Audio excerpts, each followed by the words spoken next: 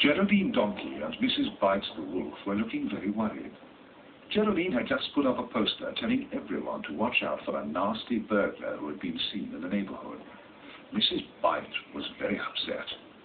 Oh dear, that burglar could be getting into my window at this very moment and stealing all my valuables, as she called her collection of gold and silver ornaments. I must get home. And off she rushed, without even saying goodbye to Geraldine.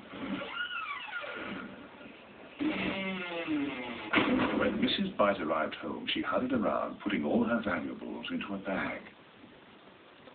No burglar's going to get my valuables.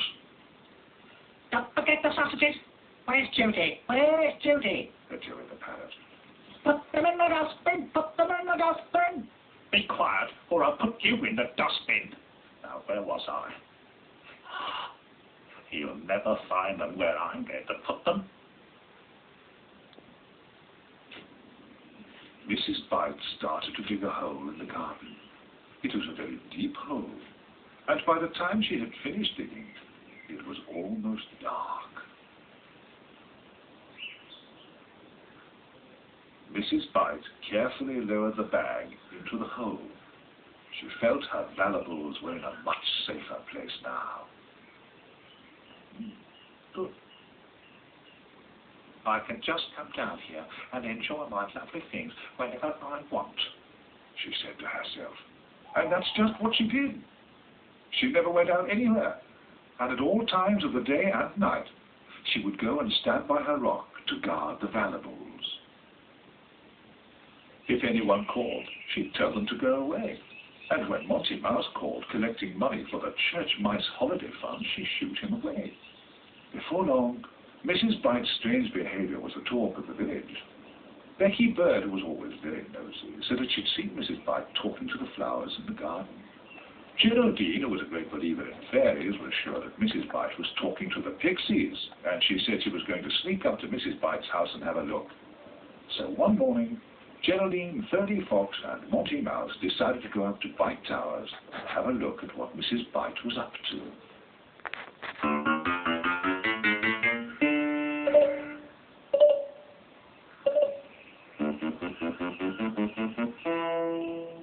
Oh, I'm sure there's someone lurking around here.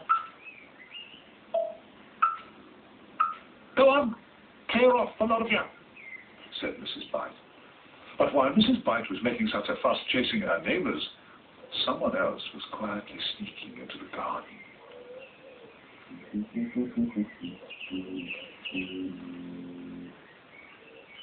And don't come back, you nosy lot.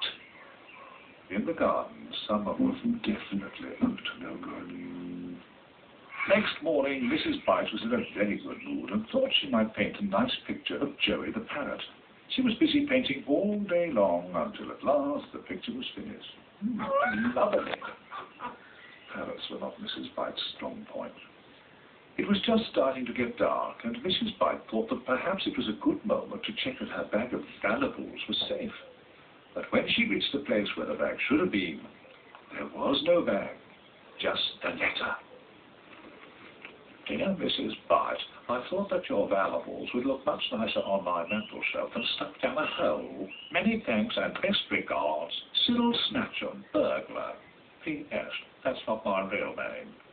Oh dear, all my best valuables all gone. Next morning, she went to the village to tell everyone what had happened. But when she told Boris the lion, he merely sighed. Oh, if you will go and hide all your things away where you can't even see them, you might just as well have an old brick there instead, you silly old mupping hen.